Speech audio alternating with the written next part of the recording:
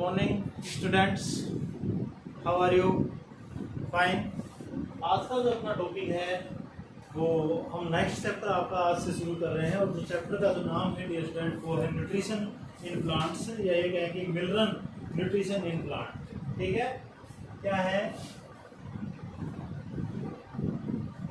Mineral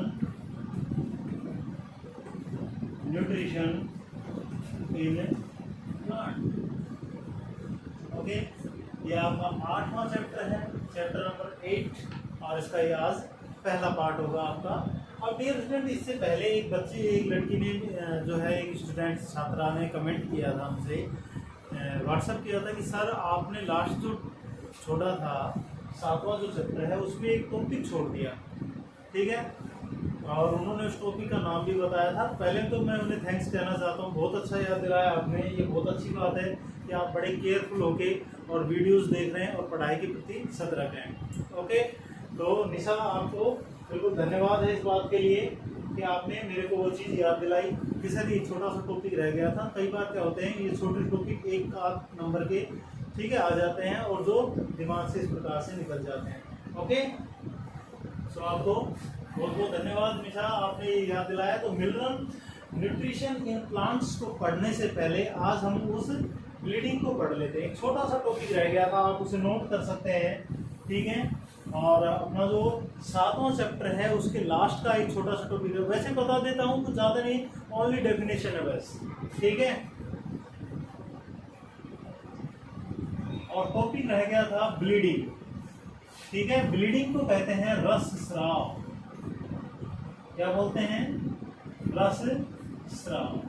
अब देखो, साधारण शब्दों में अगर इसकी हम बात करें ब्लीडिंग की, तो कहते हैं जैसे कि मान लीजिए कि आप किसी भी पेड़ के ऊपर, मान लीजिए आपके पास कोई, ठीक है, आप किसी पेड़ के सहारे खड़े हुए हैं और उसके ऊपर आप एक कट मार देते हैं। इस तरह से क्या कर देते हैं, उसके जो स्टेम होता है उस तने के ऊपर आप क्या लगा देते हैं, कट मार देते हैं। कुल्हाड़ी वगैरह किसी भी चीज से या धारदार चीज से आप क्या कर देते हैं, उसमें कट लगा देते हैं। तो कट लगाते ही क्या निकलना शुरू हो जाता है, उससे एक रस निकलना शुरू हो जाता है। सैप जो होता है वो क्या हो जाता है, वहां से रिसना शुरू हो जाता है। ठीक है, तो डियर स्टूडेंट, यही जो होता है, ये जो प्रक्रिया होती है, यही ब्लीडिंग कहलाती है। जैसे ब्लीडिंग का मतलब आप समझ गए होंगे, जैसे मान लीजिए कि आपको चोट लगती है तो आपके खून आ जाता है, तो वो भी तो ब्लीडिंग ही होती है। इसी तरह से प्लांट्स जो होते हैं उनको भी दर्द होता है, उनको भी चोट लगती है, और जैसे उनको चोट लगती है उनकी भी ब्लीडिंग शुरू हो जाती है। तो उनमें जैसा ब्लड है वैसा ही तो बाहर आएगा। हमारे अंदर रेड कलर का है तो वो बाहर आ जाता है। उनकी जो वेसल्स होती हैं, जाइलम जो वेसल्स होती हैं, उन जाइलम वेसल्स के अंदर जो सैप भरा हुआ होता है, वो सैप जो होता है वो हमेशा एक क्या होता है, धनात्मक तनाव में रहता है मूल दाब के कारण। हमेशा क्या करता है कि जैसे मान लीजिए कि ये क्या है, ये हमारी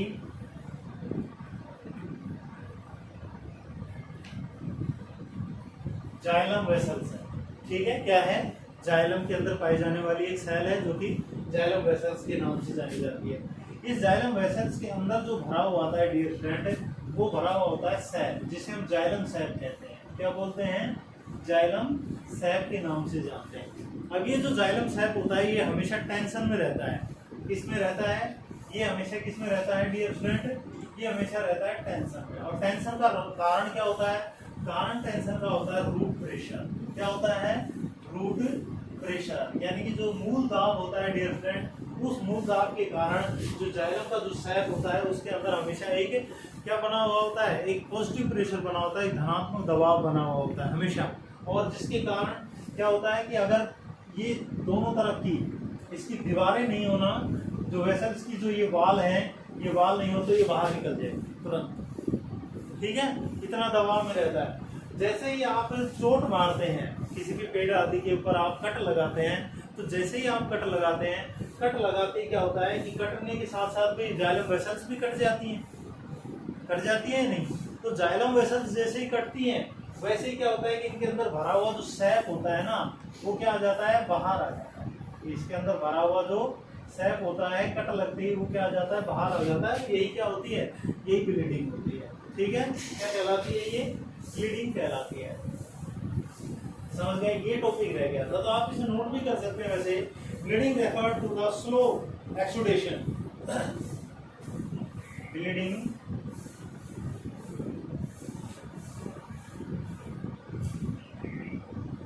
यानी कि ब्लीडिंग जो होती है उसका मतलब क्या है, bleeding refer to the slow exudation.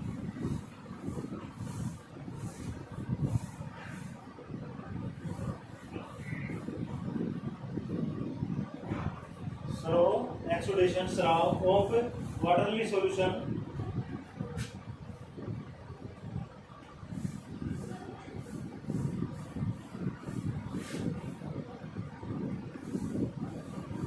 वाटरली solution यानी कि पानी का जो होता है उसका बाहर आना, कहाँ से, from injured part of plant, from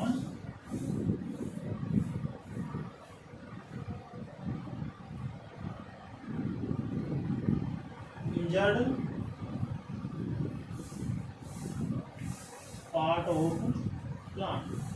ठीक है, क्या कहा गया है, प्लांट्स के जो इंजर्ड पार्ट होते हैं यानी कि कटे फटे जो भाग होते हैं प्लांट के, उन भागों से वाटरली सॉल्यूशन जो होता है यानी कि पानी के रूप में जो सॉल्यूशन होता है उसका एक्सुडेशन जो होता है, उसका जो स्राव होता है वही क्या कहलाता है, ब्लीडिंग कहलाता है। अब अगर कारण की बात करें कि ब्लीडिंग का कारण क्या है तो आप लिख सकते हैं द जाइलम सैक इज, आगे लिख लेना, ये तो मैं बता ही चुका हूँ आपको,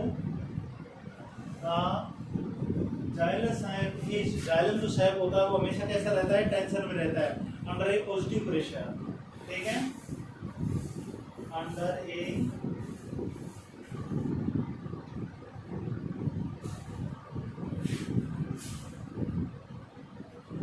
पॉजिटिव प्रेशर, हमेशा कैसा रहता है कि पॉजिटिव प्रेशर में रहता है, किसके कारण, ड्यू टू, बताइए, ड्यू टू रूट प्रेशर। ठीक है, रूट प्रेशर के कारण क्या होता है कि जो जाइलम जो सैक होता है वो हमेशा एक पॉजिटिव प्रेशर में रहता है, उसके ऊपर एक हमेशा धनात्मक दबाव बना हुआ रहता है, उसके कारण, किसके कारण, रूट प्रेशर के कारण। ठीक है, due to incision in xylem vessels,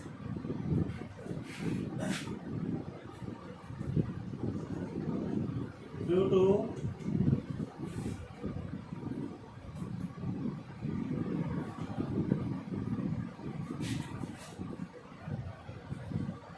xylem जो वेसल्स होती है हमारी, ठीक है, vessels, exudation of xylem sap begin to occur।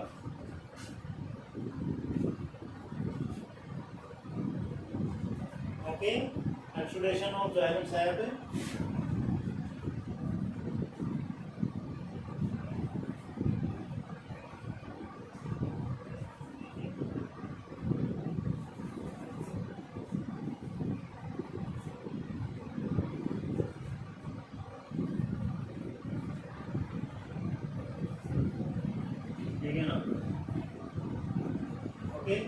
तो बड़ा सिंपल सा था, क्या था कि bleeding refer to the slow exudation of watery solution from injured part of the plants, the xylem sap is under positive pressure due to root pressure. ठीक है, xylem का जो सैक होता है वो हमेशा एक पॉजिटिव प्रेशर में रहता है, किसके कारण, रूट प्रेशर के कारण। Due to incision xylem vessel, जब जाइलम वेसल्स के अंदर भाव होता है, इंसिशन का मतलब कट लगता है, तो ऐसी स्थिति में exudation of xylem sap begin होता है, और जिससे क्या हो जाता है कि जो जाइलम सैक होता है उसका एक्सुडेशन, उसका स्राव शुरू हो जाता है। ओके, ये था ब्लीडिंग, ये रह गया था थोड़ा सा, कारण याद रखना, परिभाषा याद रखना, इसके अलावा इसके अंदर कुछ ज़्यादा नहीं रहेगा, नोट कर लेना इसको। ओके, अब आज का जो अपना टॉपिक है वो है मिनरल न्यूट्रिशन।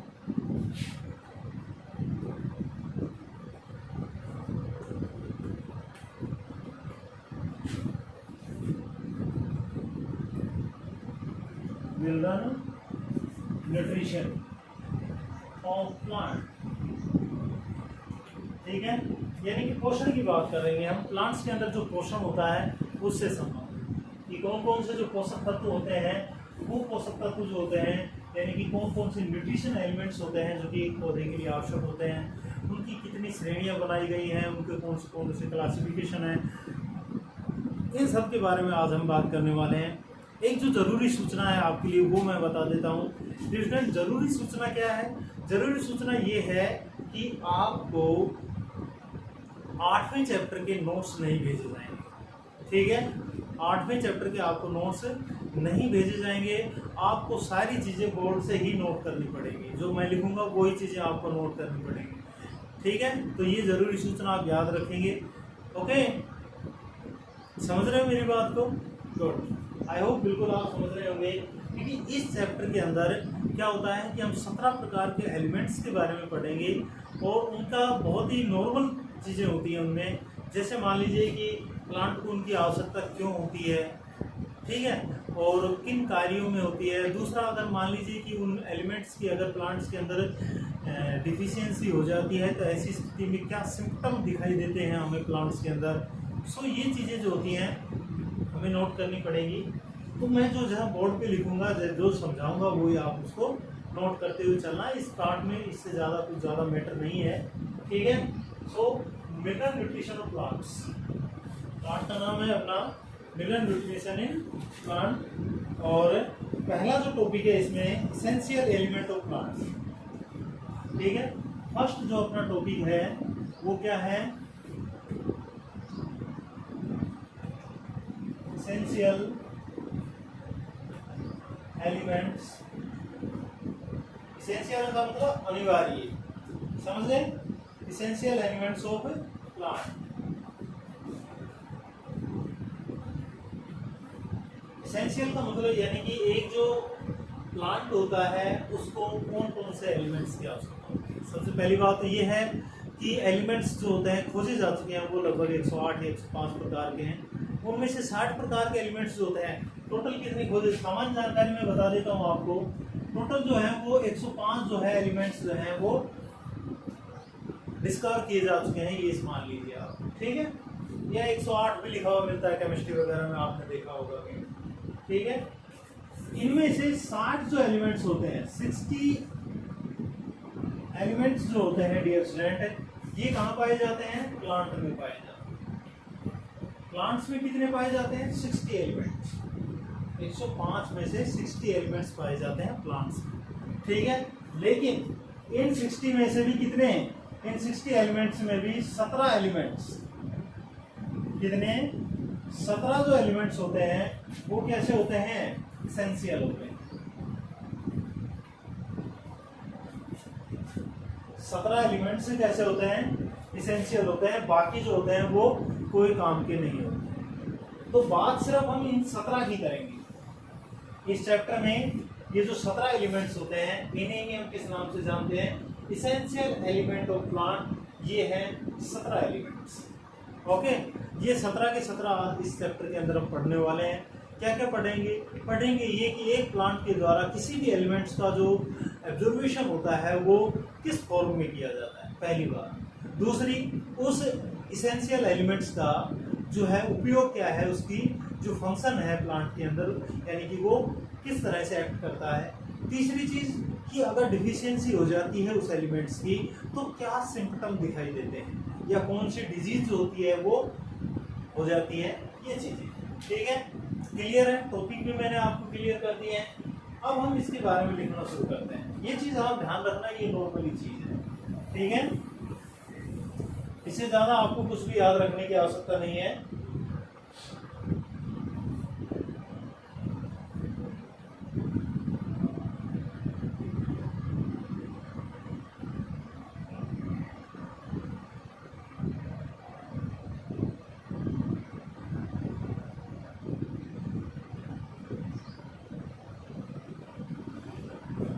लिखिए,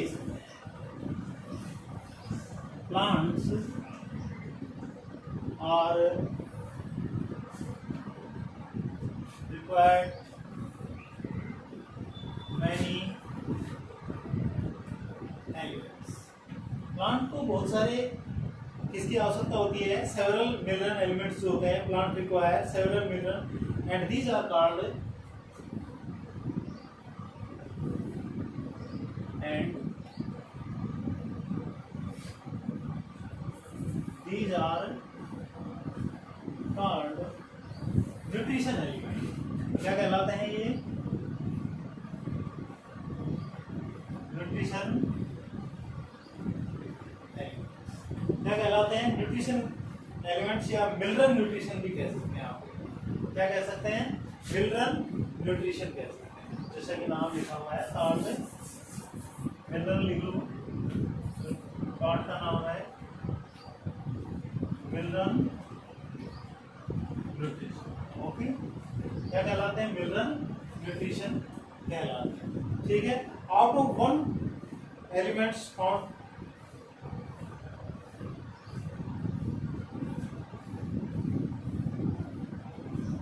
out of 105 element,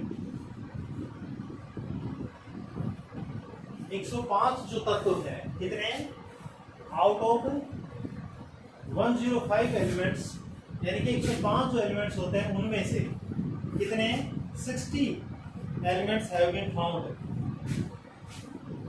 60 element have been found present in plant.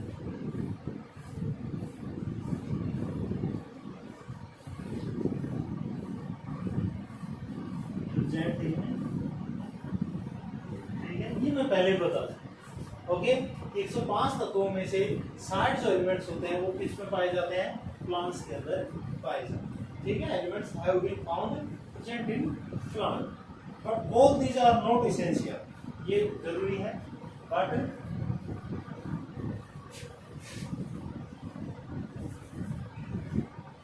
all these are not essential। बल्कि ये सारे के सारे कौन से 60 वाले जो हैं, ठीक है, ये सारे के सारे इसेंशियल नहीं होते हैं, क्या कहा गया, but all these are not essential, ये सारे के सारे इसेंशियल नहीं होते हैं। ठीक है,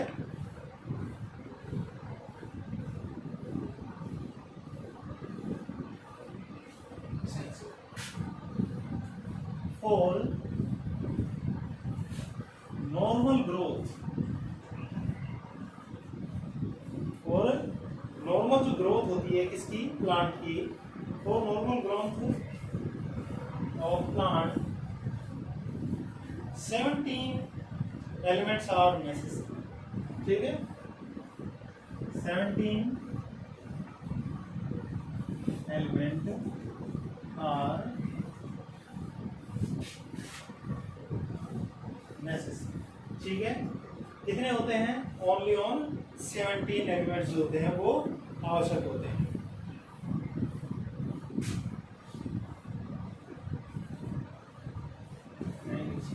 ओके, तो ये कहीं मैं आपको पहले भी बता चुका हूँ, ये आप सबसे पहले लिखना।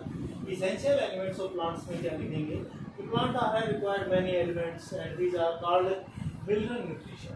आप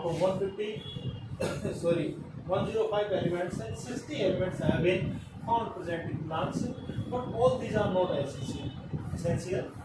For normal growth of plant की normal growth के लिए 17 elements are necessary। कितने होते हैं, केवल 17 जो एलिमेंट्स होते हैं वो क्या होते हैं, नेसेसरी होते हैं, और यही क्या कहलाते हैं, these are termed essential element।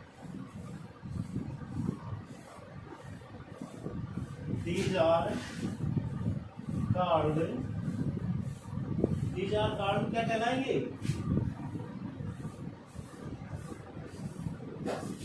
essential element। Okay, क्या कहलाते हैं, essential elements कहलाते हैं। फटाफट नोट कर लेना इसको पॉज करके।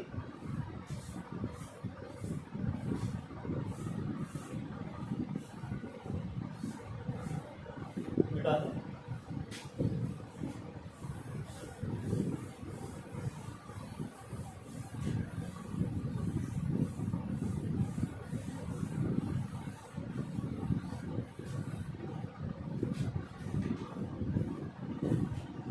Mineral nutrition of plants.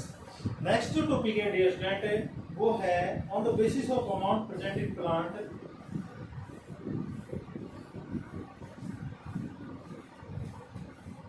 On the basis of amount, देखो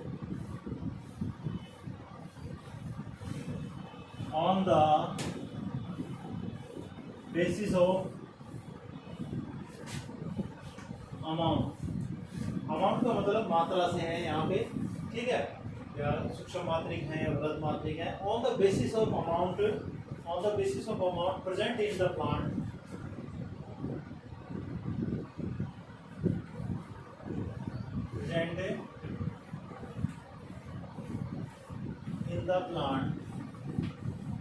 on the basis of amount present in the plants, the essential element,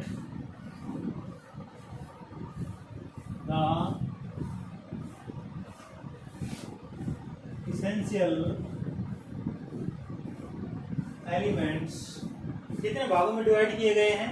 2 भागों में डिवाइड किए गए, are divided into 2 categories, are divided into 2 categories, ठीक है? कितनी categories में? 2 into 2 categories, 2 categories में इन्हें बांटा गया है, ठीक है? कितनी कैटेगरीज में बांटा गया है?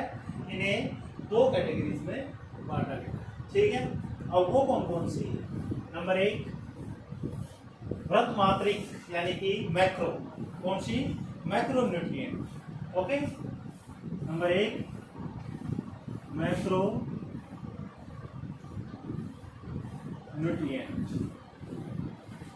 Nutrient, okay? मैक्रो जो न्यूट्रिएंट यानी कि बृहद मात्रिक, माइक्रो और मैक्रो 2 ही हैं बस, इनके अंदर लिखते हैं कि मैक्रो न्यूट्रिएंट जो होते हैं वो क्या होते हैं? Elements which are found in the plant in amount from, यानी कि वे एलिमेंट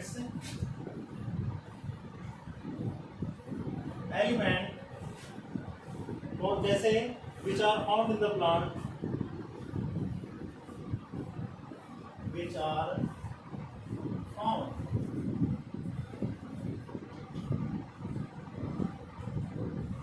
इन द प्लांट, यानी कि वे एलिमेंट्स जो कि प्लांट के अंदर कितनी मात्रा में पाए जाते हैं? प्लांट इन अमाउंट फ्रॉम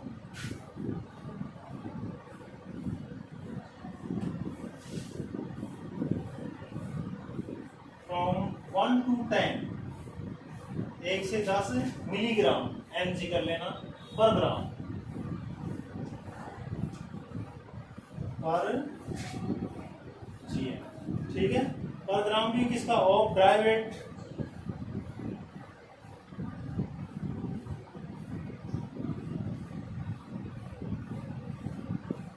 पर gram of dry weight of plant, ठीक है? ड्राई वेट ऑफ जो प्लांट होता है उसका, ओके? बड़ा आसान सा है डेफिनेशन। सबसे पहले तो मानते हैं कि on the basis of amount present in the plant, कि प्लांट्स के अंदर उक्त का जो अमाउंट है वो कितना है, ठीक है? उसके आधार वो मतलब उस एलिमेंट्स का अमाउंट कितना है, ठीक है? उसके आधार पर एलिमेंट्स, इसेंशियल जो एलिमेंट्स होते हैं उन्हें हम 2 कैटेगरीज में बांट कर पढ़ते हैं। कितनी कैटेगरीज में? 2 में। पहली कैटेगरी है मैक्रोन्यूट्रिएंट। अब डियर फ्रेंड, मैक्रोन्यूट्रिएंट का मतलब बृहद मात्रिक, और मैक्रो जो न्यूट्रिएंट होते हैं उनका अर्थ क्या होता है? मैक्रो ज्यादा मात्रा में, यानी कि इतनी भी ज्यादा नहीं किलो 2 किलो पाए जाए, नहीं, मात्रा कितनी बताई गई है? Elements which are found in the plant, यानी कि वे तत्व जो कि प्लांट में पाए जाते हैं इन अमाउंट फ्रॉम 1 to 10 मिलीग्राम, जिनका अमाउंट कितना होता है? 1 से 10 मिलीग्राम पर ग्राम, ठीक है? और वो भी प्लांट का ड्राई वेट पर ग्राम ऑफ ड्राई वेट, ठीक है? ड्राई वेट यानी कि पादप का जो शुष्क भार होता है। अब बात करेंगे ड्राई वेट की कि सर ये ड्राई वेट का क्या मामला है? देखो, ड्राई वेट जो होता है वो कैसे ज्ञात किया जाता है? क्या करते हैं कि सबसे पहले एक पादप ले लिया जाता है, कोई भी प्लांट्स जो है वो ले लिया जाता है, और उसके पश्चात उसे ओवन में क्या कर दिया जाता है? 70 से 80 डिग्री टेम्परेचर पर उसे गर्म किया जाता है। गर्म करने के लिए 2 दिन का इस्तेमाल करते हैं। 2 दिन के पश्चात क्या करते हैं कि उसे बाहर निकालते हैं, ठीक है? बाहर निकालने के पश्चात डियर स्टूडेंट, उसे लगभग 6000 डिग्री सेंटीग्रेड तापमान पर क्या किया जाता है? जलाया जाता है। उसके पश्चात जो शेष बचा हुआ पदार्थ होता है ना, उस प्लांट का, अब आप देख लो कि वो कितना बच रहा होगा। ठीक है, तो बड़ी मुश्किल से 1-8 ग्राम ही बच रहा होगा बस। तो वो जो भाग होता है वही उसका क्या कहलाता है, ड्राई वेट कहलाता है। उस प्लांट का क्या कहलाता है, ड्राई वेट कहलाता है। और उस 1 ग्राम ड्राई वेट में, ध्यान रखना, उस प्लांट के 1 ग्राम ड्राई वेट में अगर किसी तत्व की मात्रा, किसी तत्व का अमाउंट 1 से 10 मिलीग्राम है, ठीक है, कितना, 1 हो सकता है, 2, 3, 4, 5, 6, 7, 8, अधिकतम कितना हो सकता है, मैक्सिमम 10 हो सकता है। तो वो जो एलिमेंट्स है डियर स्टूडेंट, वो मैक्रोन्यूट्रिएंट कहलाएगा। क्या कहलाएगा, मैक्रोन्यूट्रिएंट कहलाएगा। समझ गए। अब एग्जांपल देखिए मैक्रोन्यूट्रिएंट के कौन कौन से हो सकते हैं, नीचे दिखाई दे रहा है। अगर एग्जांपल की बात करें मैक्रोन्यूट्रिएंट की, तो dear student, carbon, hydrogen, oxygen, nitrogen, phosphorus, potassium, sulphur, magnesium और कितने हो गए, 1, 2, 3, 4, 5, 6, 7 और 8, मैग्नीशियम और कैल्शियम, सी। ये नौ जो एलिमेंट्स होते हैं ये मैक्रोन्यूट्रिएंट होते हैं। कौन कौन से, carbon, hydrogen, oxygen, nitrogen, phosphorus, potassium, sulphur, magnesium और कैल्शियम। ये क्या होते हैं, ये मैक्रोन्यूट्रिएंट होते हैं। इनका जो अमाउंट होता है, इनकी जो मात्रा होती है प्लांट के अंदर, डियर स्टूडेंट, वो कितनी होती है, वो 1 से 10 मिलीग्राम होती है किसी भी प्लांट के शुष्क भार के 1 ग्राम। ठीक है, अर्थात 1 ग्राम शुष्क भार में, किसी भी पौधे के 1 ग्राम शुष्क भार में जिन तत्वों की मात्रा 1 से 10 मिलीग्राम होती है वो क्या कहलाते हैं, मैक्रोन्यूट्रिएंट कहलाते हैं। और यहाँ पे यही लिखा हुआ है, elements which are found in the plant in the amount from 1 to 10 milligram per gram of dry weight of plant. Example आपके सामने है, carbon, hydrogen, oxygen, nitrogen, phosphorus, potassium, sulphur, magnesium और कैल्शियम। समझ गए, फटाफट उतार।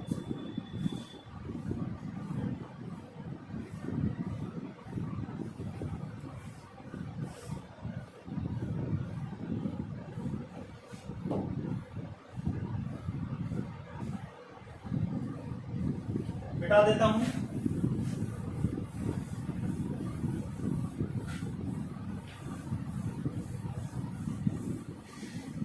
दूसरे क्या हैं, ये तो थे मैक्रो, दूसरे हैं डियर स्टूडेंट माइक्रोन्यूट्रिएंट। ठीक है, नंबर 2 कौन से हैं, माइक्रो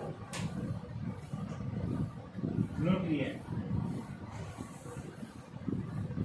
माइक्रोन्यूट्रिएंट्स। ठीक है, डेफिनेशन सेम टू सेम उसी प्रकार की होगी। ठीक है, क्या लिखेंगे, elements which are found in the plant, elements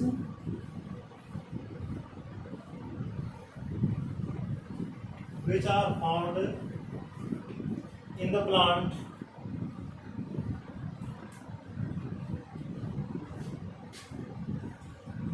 in the plant in amount less than, किससे कम, 1 से 10 milligram, less than 1 milligram per gram, 1 mg milligram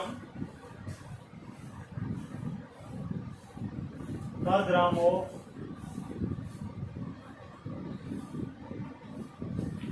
dry weight of. ठीक है, क्या कहा गया है कि elements which are found in the plant in amount less than 1 milligram, यानी कि वे एलिमेंट्स जिनकी जो मात्रा होती है डियर स्टूडेंट वो 1 मिलीग्राम से कम होती है, किसमें, 1 ग्राम शुष्क भार में, 1 ग्राम ड्राई वेट में। किसके ड्राई वेट में, वो होता है ड्राई वेट, किसका होता है, वो ड्राई वेट होता है डियर स्टूडेंट किसका, प्लांट का।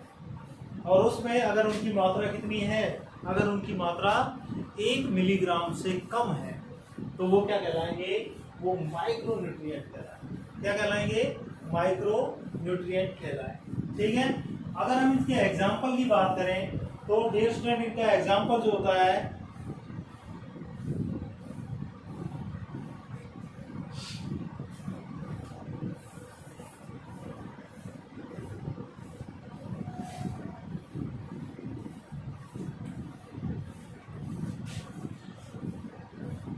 कितने हो गए 1 2 3 4 5 6 बोरान, मोलिब्डेनम, क्लोरीन और निकेल। ठीक है, ये होता है फेरम यानी कि लोहा, manganese, copper, zinc, molybdenum, boron, chlorine और निकेल। ठीक है, कितने हो गए 1 2 3 4 5 6 7 और 8। ये टोटल कितने हो गए संख्या में 8, और पहले संख्या में कितने थे 9 9 और 8 कितने हो गए 17। टोटल इसेंशियल जो है वो कितने हैं 17 हैं, जिनमें से 8 जो होते हैं वो माइक्रोन्यूट्रिएंट होते हैं और 9 जो होते हैं वो मैक्रोन्यूट्रिएंट होते हैं। परिभाषा और ये अंतर आपको आई होप समझ में आ गया होगा। फिर से बता देता हूँ, जो नोट्स हैं वो आपको बोर्ड से ही उतारने हैं। ठीक है, और जहाँ से मैंने पढ़ाना शुरू किया वहीं से उतारने हैं। ठीक है, कहीं और ज़्यादा दिमाग लगाने की जरूरत नहीं। Okay, goodbye, have a nice day. खुश रहिए, मुस्कुराते रहिए, पढ़ते रहिए।